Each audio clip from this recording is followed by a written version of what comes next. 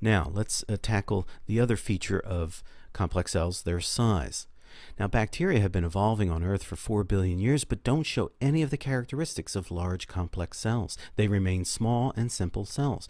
Why are there no bacteria the size of paramecia or amoeba? Why is this? Why are the bacteria so small? Well, scientists think that a main reason is an energy problem. You'll recall that we looked at some geometry of cells. We've got the surface area of the cell, its membrane. In the membrane are proteins that may be related to energy production. And then there's the volume of the cell. Well, as a cell grows larger, the surface area will get larger, but the volume will get larger faster. So the surface area is 4 pi r squared, and the volume 4/3 pi r cubed. Notice the cube here means that the volume is going to be growing faster than the surface area. And this means then there's going to be an energy limitation in larger size. So bacteria just cannot grow that big, or they face an energy deficit. They face an energy limitation.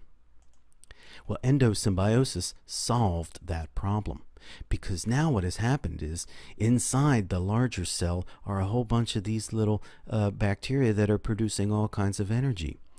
So now, because these things can reproduce, the larger cell has a lot more energy. It's got these little energy factories incorporated within its interior. So the more energy to support a more active lifestyle and larger size. So the endosymbiosis event helped living things get big on planet Earth. Not just the cells could get big, but then the cells are going to be able to stick together to form multi-celled organisms as well. So again, the story looks like this. We have the origin of life a long time ago, and at some point, perhaps around 2 billion years ago, it's not clear exactly when, but at some point, 2 species of bacteria merged. This was endosymbiosis, and it was a rare event, happened just once. This was the origin of mitochondria, and it solved an energy problem.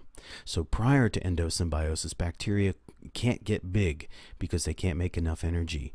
As they grow, they start facing an energy limitation.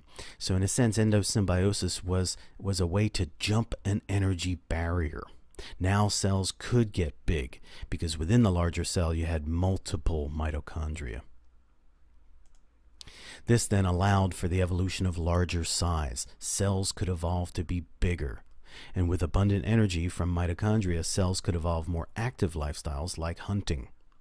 So the type of lifestyle like amoeba, where you're crawling around and engulfing your prey, that requires lots of energy. It would have been impossible prior to endosymbiosis. And so we can think of mitochondria as little batteries powering ever more energy expensive evolutionary possibilities.